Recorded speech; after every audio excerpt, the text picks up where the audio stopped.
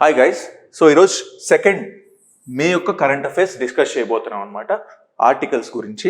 The first question is regarding the service sector exports. ఇది న్యూస్లోకి ఎందుకు వచ్చింది?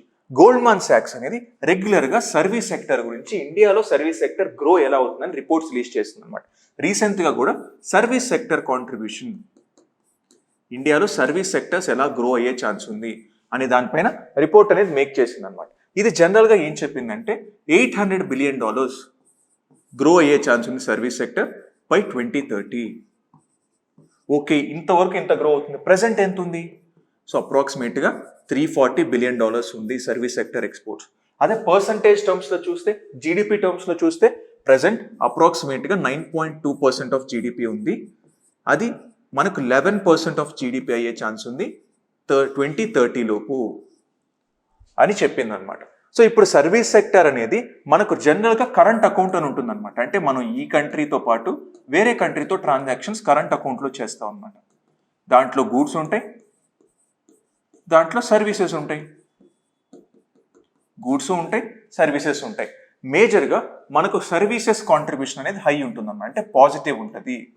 గూడ్స్ కాంట్రిబ్యూషన్ ఎప్పుడు నెగిటివ్ ఉంటుంది. అంటే మనం గూడ్స్ అనేది ఎక్కువ ఇంపోర్ట్ చేసుకుంటాం ఎక్స్పోర్ట్ కన్నా, కానీ సర్వీసెస్ మనం ఎక్కువ ఎక్స్పోర్ట్ చేస్తాం అనమాట ఇంపోర్ట్ కన్నా. సో అందుకని సర్వీసెస్ ఎప్పుడు పాజిటివ్ వాల్యూలో ఉంటుంది అనమాట, అంటే సర్ప్లస్ ఉంటుంది.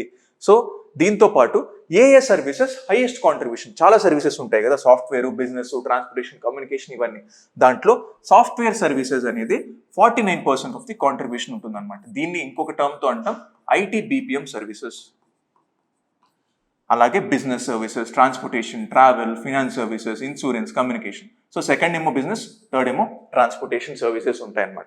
సో అలాగే మనం FDI స్టాటిస్టిక్స్ చూడాలి. FDI ఎలా వస్తుంది సర్వీసెస్లోకి చూస్తే ఓవరాల్గా 2005 నుంచి 2022 వరకు మనకు $104 బిలియన్ సర్వీసెస్ నుంచే వస్తాయి. FDI అంటే మన ఇండియాలోకి వచ్చే ఇన్వెస్ట్మెంట్స్ అనమాట.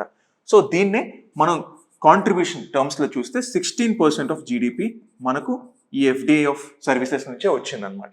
Now we look at the question చూస్తే the services sector is the dominant sector in India GDP. Obviously correct, అప్రాక్సిమేట్గా 50% ఇదే ఉంటుందన్నమాట. Then the service sector is the highest FDI recipients in India, ఇది కూడా కరెక్టే. Then the ITBPM is the largest exported service out of 49%, ఇదే ఉంది కాబట్టి ఇదే కరెక్ట్ అనమాట. So all the 3 statements are correct here. Now we look at the next question. So next question Argo అనే ఒక టర్మ్ గురించి అడిగారు. ఇప్పుడు ఏంటి? సో జనరల్గా మనం చూసే టర్మ్ ఏంటంటే ఓషన్ వార్మింగ్ జరుగుతుంది, ఓషన్ వార్మింగ్ జరుగుతుంది అని చూస్తాం అన్నమాట. ఓషన్ కంటిన్యూస్గా వార్మ్ అవుతుంది. Okay, well and good, ocean warm అవుతుంది, దానివల్ల చాలా స్పీసీస్ చనిపోతున్నాయి. లోపల ఉండే వార్మింగ్ వల్ల మన కార్బన్ డైఆక్సైడ్ కూడా అడిషన్ ఎక్కువ జరిగిపోతుంది. ఇవన్నీ వెల్ అండ్ గుడ్, మనకు తెలిసింది. కానీ ఎలా మెజర్ చేస్తాం? ఓషన్ వార్మ్ అవుతుందా లేదా నాకు ఎలా తెలుస్తుంది? ఇప్పుడు నేను చేతితో ముట్టుకొని చెప్పలేనుగా. సో ఇప్పుడు నాకు ఎలా తెలుస్తుంది అంటే కొన్ని డివైజెస్ ఉన్నాయి, దాన్నే ఆర్గో ఫ్లోట్స్ అంటాం అనమాట. ఆర్గో ఫ్లోట్స్ అంటాం అనమాట. ఈ డివైజెస్తో ఇలా నేను ఫ్లోట్ చేస్తూ ఇదేం చేస్తుందంటే ఇలా కిందకు వెళ్ళి ఒక 10 days తర్వాత ఈ డేటా అంతా కలెక్ట్ చేసుకొని టెంపరేచర్ ఎంత ఉంది, అలాగే సాలినిటీ ఎంత ఉంది, ఇవన్నీ కనుక్కొని మళ్ళీ పైకి ఫ్లోట్ అవుతుంది అనమాట. ఇలా 10 days ఒకసారి సైకిల్ టైం ఉంటుంది. ఇలా కిందకి వెళ్ళి మళ్ళీ టెంపరేచర్ అంతా కనుక్కొని మళ్ళీ పైకి వస్తుంది అనమాట. సో దాన్ని ఆర్గో ఫ్లోట్స్ అంటారు. ఇలా ఫ్లోట్ అవుతూ ఉంటాయి అనమాట. సో నెక్స్ట్ ఇంకొక డివైస్ ఉంటుంది అనమాట. సో దాన్ని ఎక్స్పాండబుల్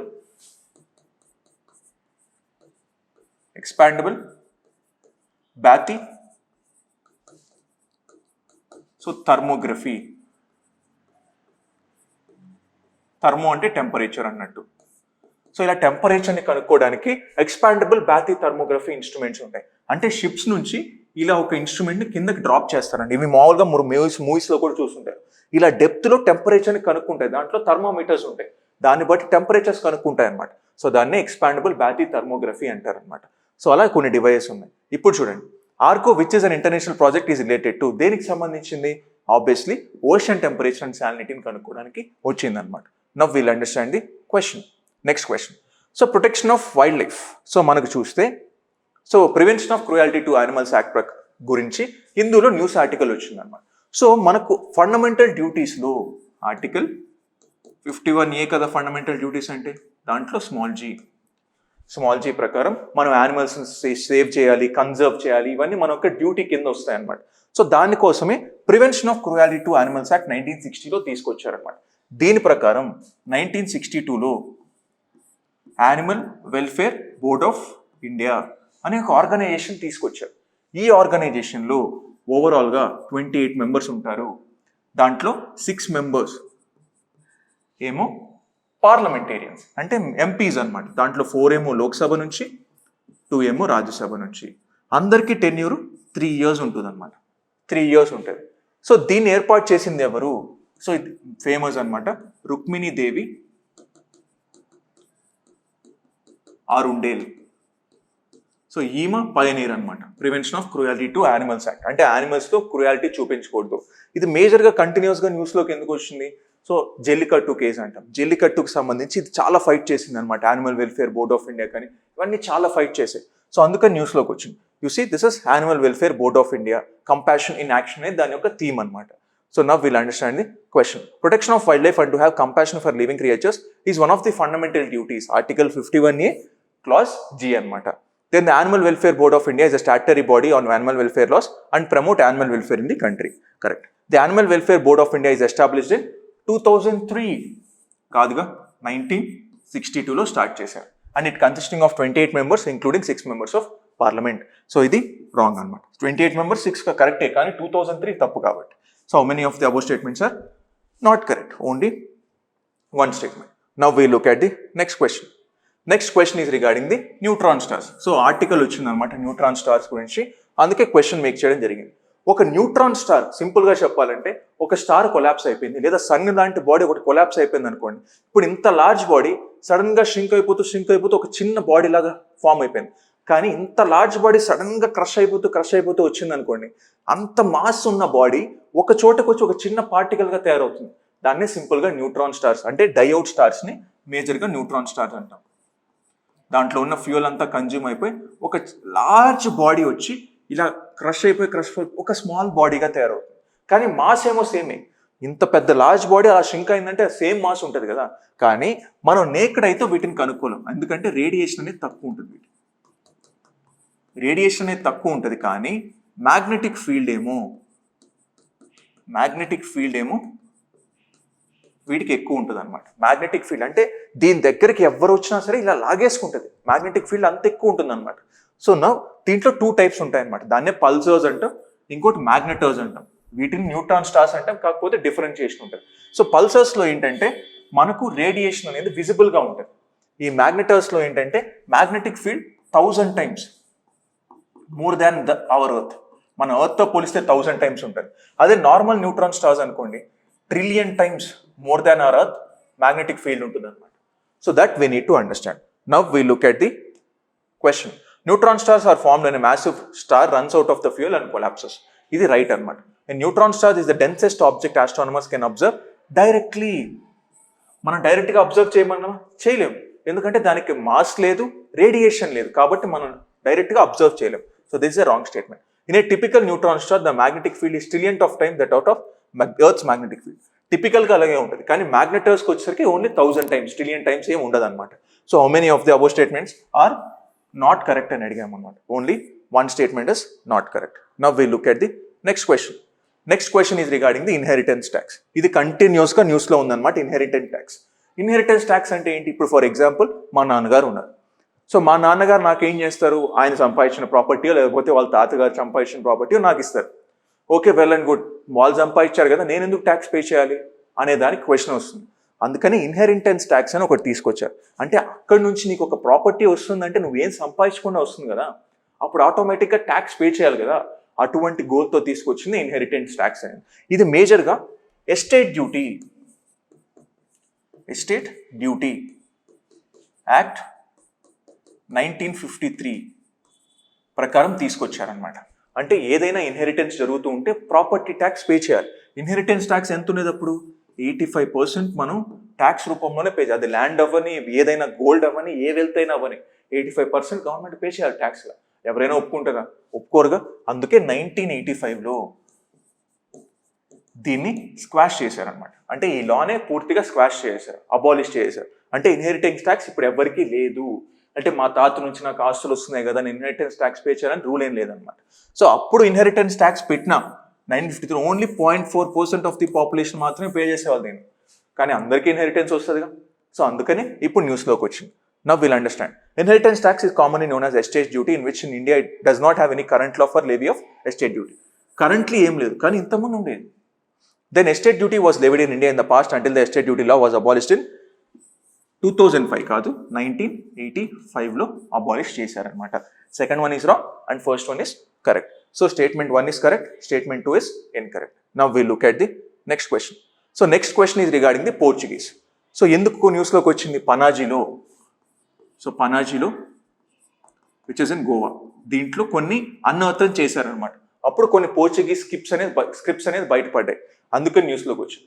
సో మీకు తెలిసిందే కదా, పోర్చుగీస్ అనేది 16th centuryలోనే మనకి ఇండియాలోకి వచ్చారు. ఫస్ట్ రావడం పోర్చుగీసే వచ్చారు. అంటే వాస్కో డి గామా కూడా పోర్చుగీసే, ఆయన కూడా ఫస్ట్ టైం వచ్చారు 1498లో. సో 16th centuryలో వచ్చారు, కానీ లాస్ట్ వెళ్ళారు అనమాట 1961లో గోవాను వదిలేసి దాని తర్వాత వెళ్ళారు. అప్పటి వరకు వీళ్ళు పోర్చుగీస్ ఇక్కడే ఉన్నారనమాట. వీళ్ళ యొక్క మెయిన్ ఎక్కడ ఏవేవి క్యాప్చర్ చేసుకున్నారు, గోవాని మనకు 15, సో గోవాని మనకు మేజర్గా 1519లోనే క్యాప్చర్ చేసుకున్నారు అనమాట. దాని తర్వాత బెసిన్, ట్రీటీ ఆఫ్ బెసిన్ అంటాం అనమాట.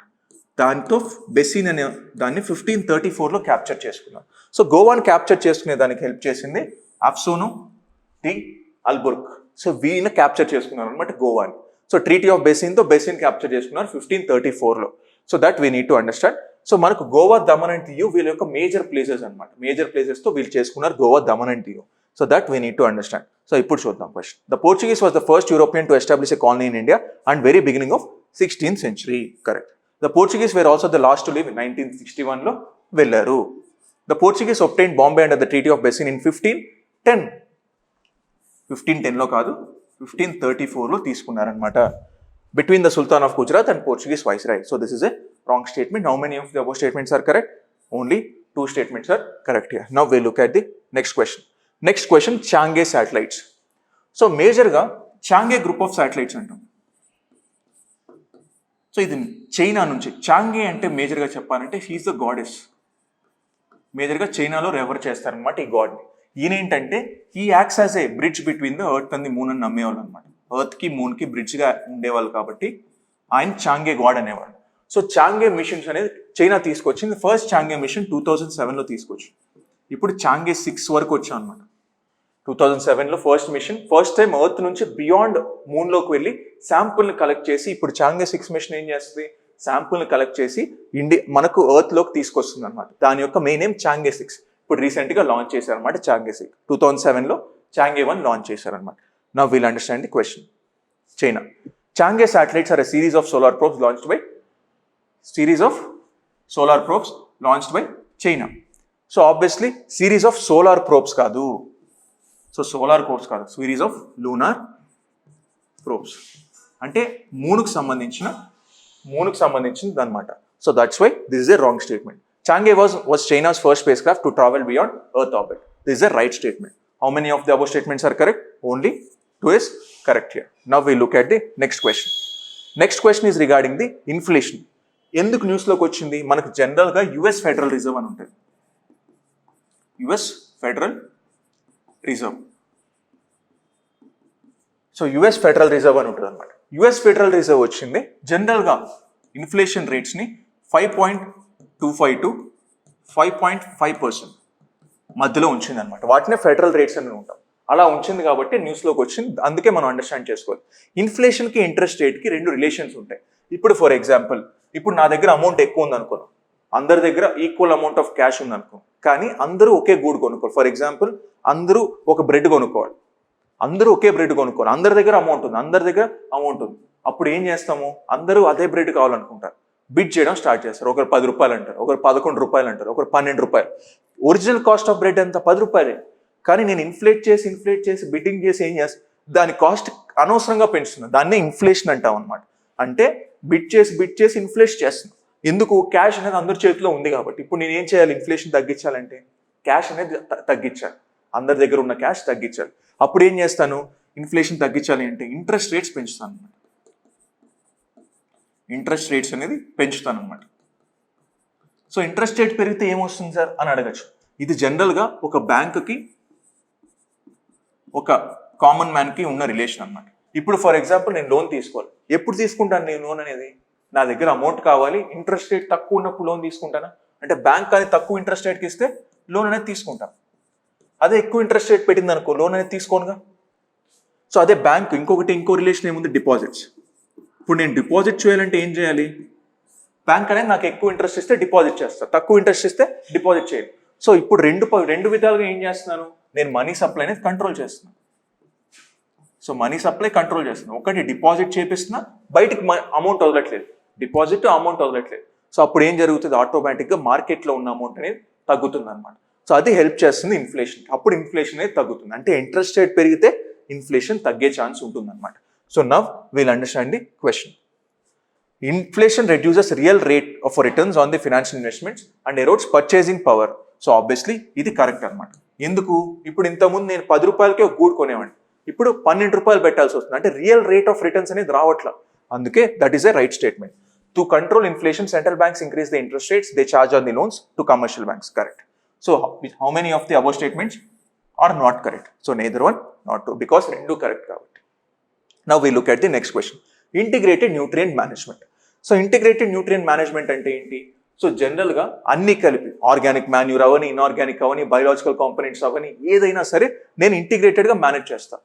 So like organic manure, farm waste, municipal compost, legumes, crop residue, ఇవన్నీ న్యూట్రియంట్స్ కిందే వస్తాయి. ఇవన్నీ యూజ్ చేసి న్యూట్రియంట్ ప్రొఫైల్ మేక్ చేయొచ్చు, సాయిల్ని బెటర్ చేయొచ్చు అనమాట, సాయిల్ ఫర్టిలిటీని ఇంక్రీజ్ చేయొచ్చు. వాటిని ఇంటిగ్రేటెడ్గా ఇవన్నీ కలిపి ఇంటిగ్రేటెడ్గా చేశాను. కెమికల్ ఫర్టిలైజర్స్, న్యాచురల్, అన్యాచురల్ అన్ని కలిపి చేస్తే ఇంటిగ్రేటెడ్ న్యూట్రియంట్ మేనేజ్మెంట్ అంటాం. దానివల్ల సాయిల్ ఫర్టిలిటీ పెరుగుతుంది, ప్రొడక్టివిటీ పెరుగుతుంది. నాకు ఇంతకుముందు 1 kg వచ్చేది ఇప్పుడు 2 kg ఆఫ్ మనకు అమౌంట్ ఆఫ్ క్రాప్స్ వస్తాయి. సో అవన్నీ జరుగుతుంది అనమాట. So now will understand the question. Integrated nutrient management refers to the maintenance of soil fertility and the plant nutrient supply at an optimal level for sustaining the desired productivity. This is a right statement.